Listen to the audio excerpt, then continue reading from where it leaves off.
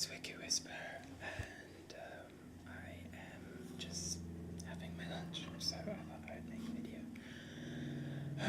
while everyone's out of the house today. So I've got ham and cheese, cheddar and cheese on sesame seed hamburger bun, but that's just because we had a barbecue last weekend, and I had one more bun left over, so that, and then I've made myself an avocado salad with some shredded parsley and lime juice and some salt and pepper, and then I've also got a gin and tonic, which is a staple of our house. It's just made with some London Dry from Waitrose, grocery store level. No, we normally wouldn't buy it, but we were just testing it out, because if you don't need to buy the very expensive stuff for gin and tonics, you can save it for things like Negronis and, better cocktails that actually require decent gin. So this is actually really good.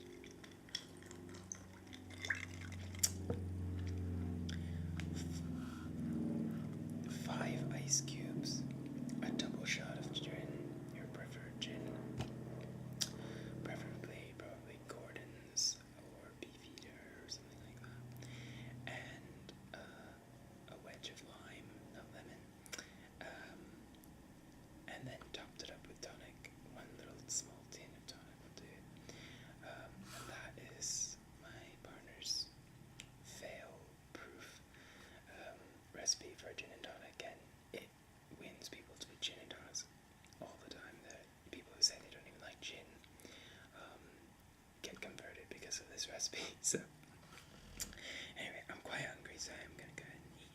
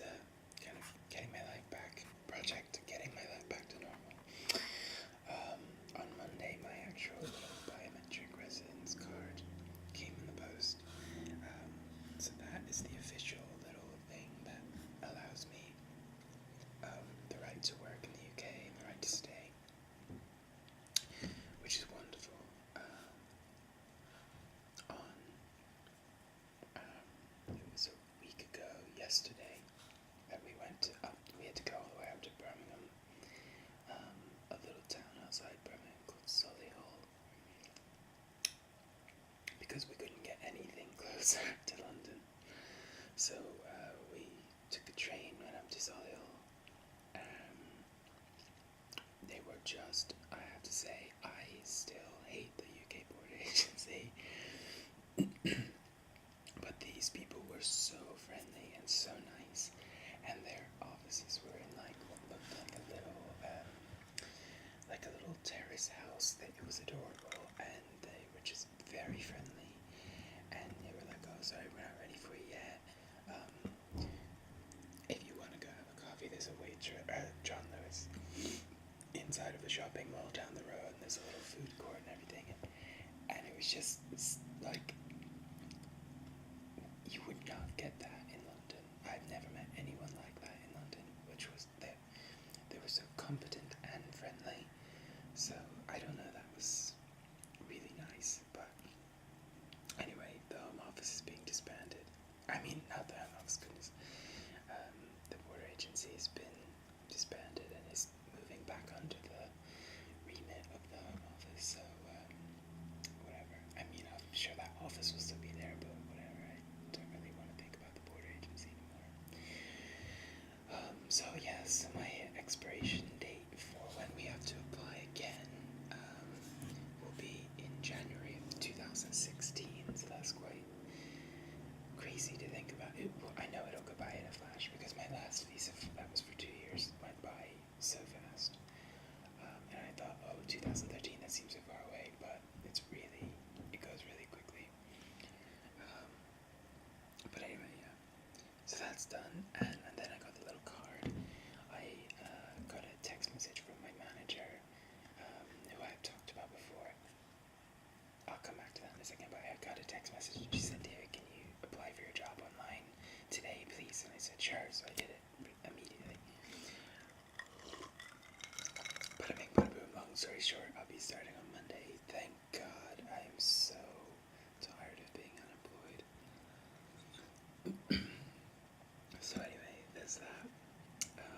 But then with my manager, she asked to see me like for lunch a week before the border agency thing, or actually it might have been. Yeah, it was. It was like it was just under a week.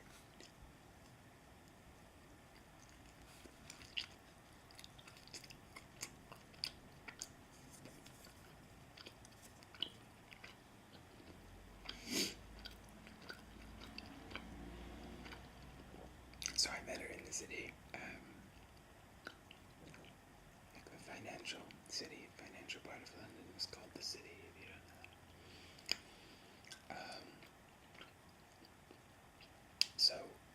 So she calls me. We get together for lunch at a little Japanese place for lunch.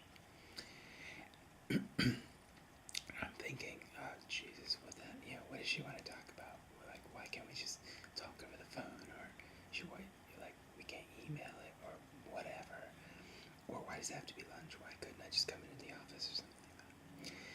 And I'm thinking she's gonna give me a bunch of like rigmarole about my job and what it's gonna be like when I come back. And I'm like, oh please, spare me, because I don't really want to hear all this bad news. I just want to get back to work. So anyway, she all of a sudden is like, well, I wanted you to hear it from me, but I'm leaving. And I was like,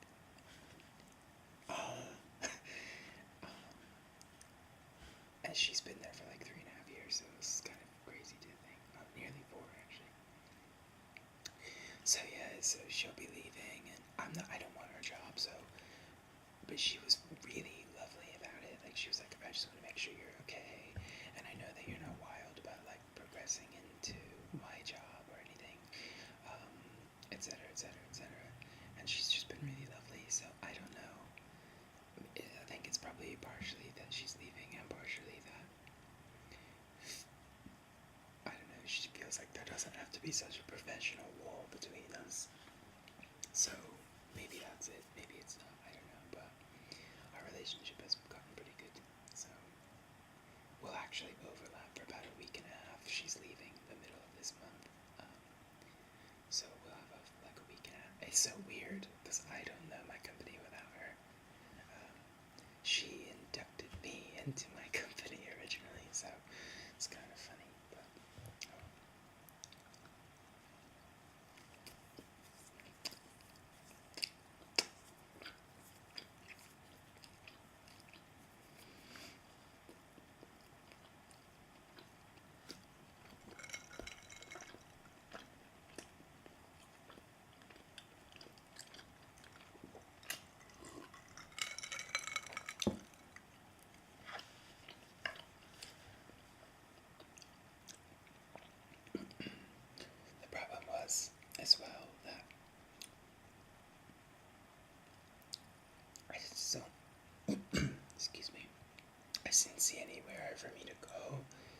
my company, or my team, there are other places for me to go within the company, but I just thought, I don't know,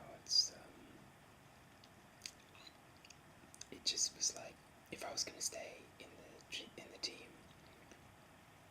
somebody would have had to go, like my manager is, or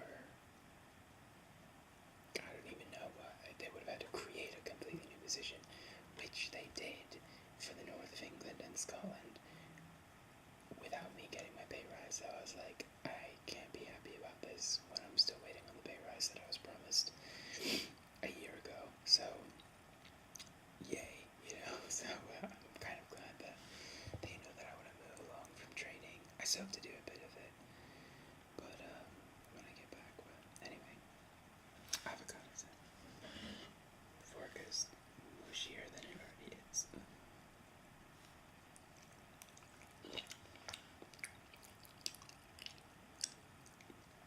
That's good.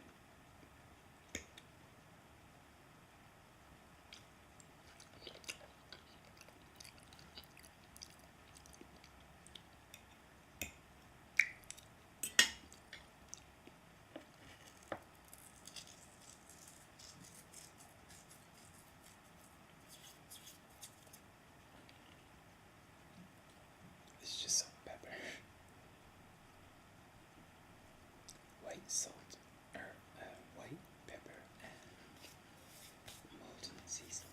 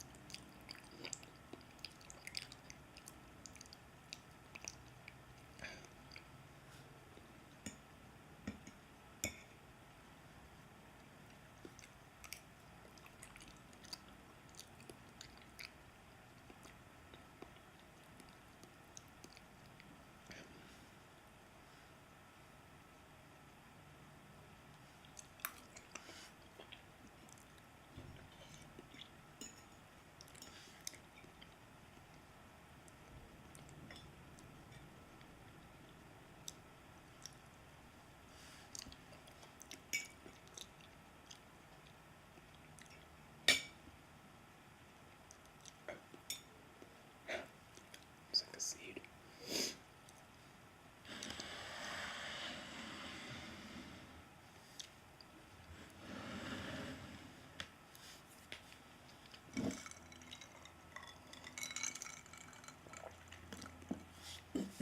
Right, so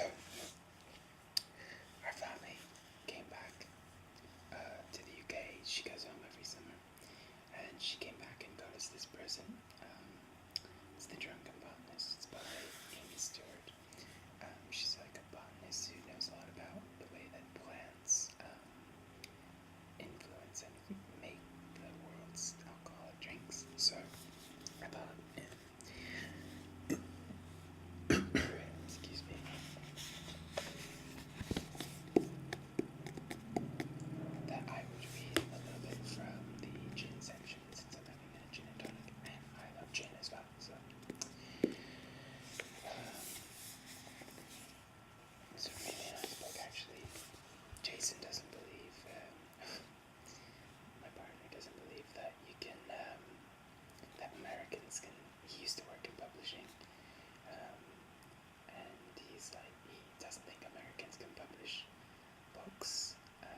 beautifully. So he was very impressed. He thought this was a very nicely done, old style, old-fashioned looking. Sure. There's the author.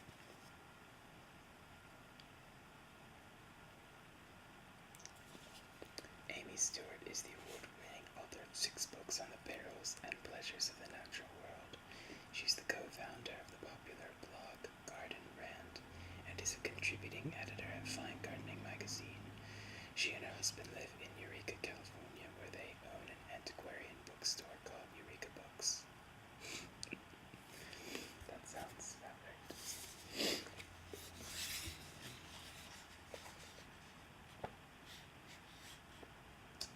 Let's see here. Oh, speaking of agave.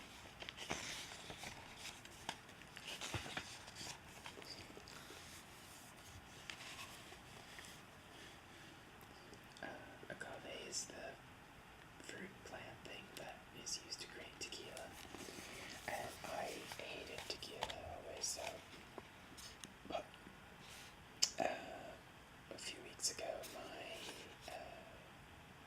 we went out for a few cocktails. It was when we were celebrating us giving notice for our wedding. And we just popped into this place because he wanted to go in, and it was like a downstairs, a basement bar, kind of like Mexican themed. It was in central London, but it was like this Mexican themed bar. I can never remember the name of it, or else I would say, but they specialize in tequila and other things. Like the guy who runs the bar there actually invented like the Bramble cocktail and stuff, so he's quite a big deal. But we walked in, and then one of Jason's friends was there.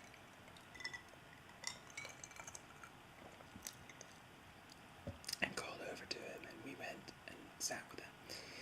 And I don't know, I've never ever, even living in Britain, but some British people may know who she is.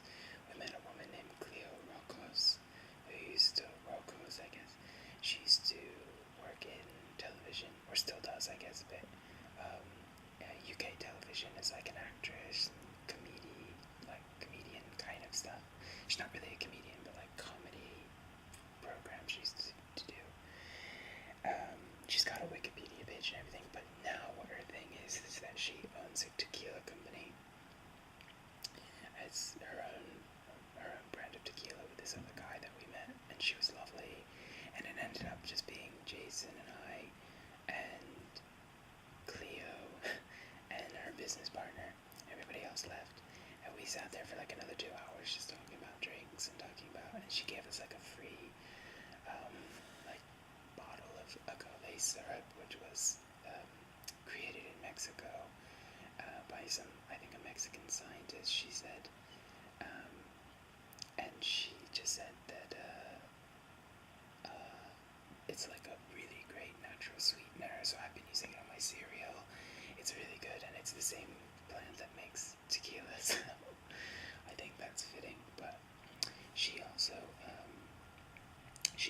you can find stories online about it. She's the one who took Princess Diana with like 2 other people to the Royal Vauxhall Tavern, which I used to go to for gay bingo with my flatmate when I lived in Vauxhall. But she hung out with her, and she's a very interesting person. But anyway, I digress. So right, I was going to just read a little bit about gin and juniper, where it comes from.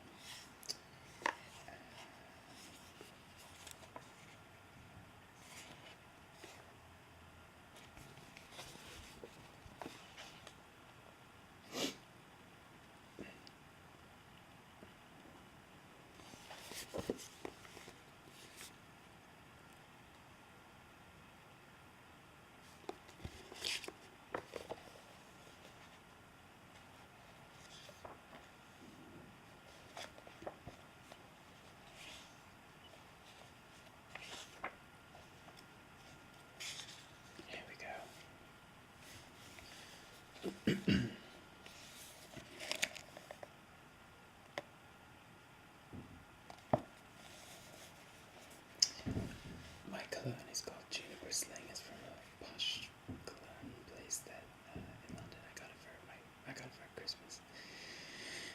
And it smells like I've taken a bath in a gin cocktail, which is obviously fantastic for me. I love that smell. It's so good.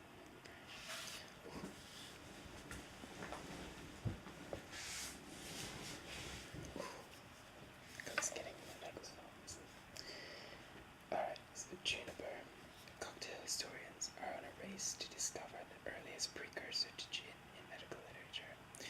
Franciscus de la Boye Sylvius, a Dutch physician working in the 17th century, had the lead for a while as he was making use of juniper extracts in medicinal potions. Now the winner seems to be Belgian theologian Thomas van Cantimpré, whose 13th century Liber de Natura Rerum was translated to Dutch by a contemporary Jacob van Maerland in his 1266 work Der Natuur en Bloemen. The text recommended boiling juniper berries in rainwater or wine to treat stomach pain. That's not gin, but anything that combines juniper and alcohol is a step in the right direction.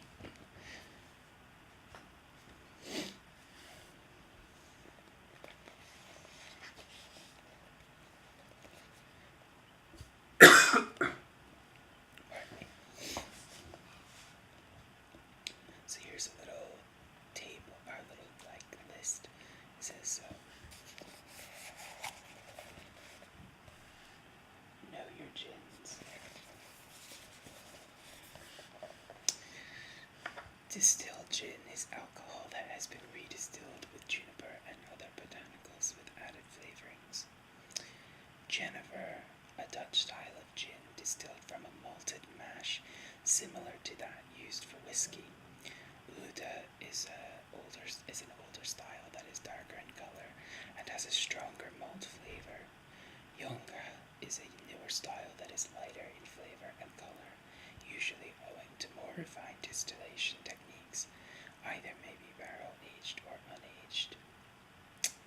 Gin, a high-proof vodka-like alcohol flavored with juniper and other natural or nature-identical flavorings. Nature-identical. London gin or London dry gin, alcohol that has been redistilled with juniper and other botanicals with no additional ingredients beyond water or ethyl alcohol. Mahon, a wine distilled gin made only on the island of Menorca off the Mediterranean coast of Spain. I've never heard of that one actually. Old Tom gin, an old British style of sweetened gin that is making a comeback among classic cocktail aficionados. It was once dispensed in gin palaces, vending machine style, from a stylized cat described this way by British journalist James Greenwood in 1875. Quote, Old Tom was merely the cognomen of an animal, which on account of its fiery nature and the sharp and lasting effects of its teeth and claws on all who dared to venture on a bout with it, have been selected as being aptly emblematic of the potent liquid called gin.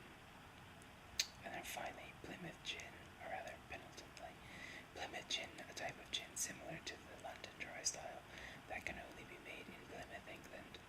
And then sloe gin, a liquor produced by macerating sloe berries in gin, bottled at 25% ABV or higher. I love made sloe gin. I don't really like it when it's from a bottle, like a store-bought sloe gin like Gordon's. I was very excited to find out they had a sloe gin. When I tasted it, I was highly disappointed. So it's not great. Common gin ingredients include angelica root, coriander, grains of paradise, I don't know what that is, bay leaf, cubeb, juniper berry, cardamom, fennel, lavender, citrus peel, ginger, orris root. You can taste those flavors a lot in different kinds of gin. So if you ever get the chance to go to like a gin bar like Graphic in London, although it's not as good as it used to be, but yeah. Interesting.